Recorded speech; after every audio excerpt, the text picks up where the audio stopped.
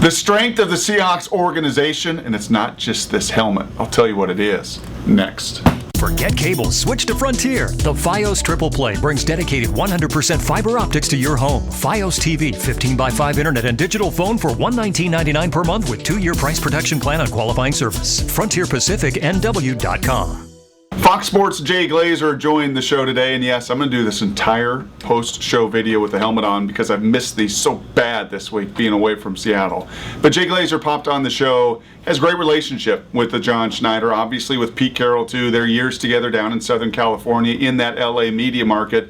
And I thought Jay hit on something we haven't spent a lot of time talking about, and that's that relationship between John Schneider and Pete Carroll, coach and GM, and how many times it is so dysfunctional within the NFL. That you look at the NFL, the billion-dollar entity, yes, they're big egos, but you would think with just 32 teams, so many of those relationships would be seamless, that people would leave the ego at the door, that they would do the best for their team, and that's not always what happens. In fact, unfortunately, I think we saw that take shape with the Tim Ruskell and the Mike Holmgren, two guys with very strong egos that felt differently at times about personnel, and it got in the way of, I think, the organization being able to move on beyond the Super Bowl. Well, not the case now. You know, exactly what Jay Glazer said. John Schneider, he doesn't pretend to be anything he's not. He leaves his ego at the door. He knows his job is to get Pete Carroll and his staff the very best players that fit their system. And maybe 2 years ago we spent some time wondering how this would work. Well, 2 years later, I'd say that relationship working pretty well.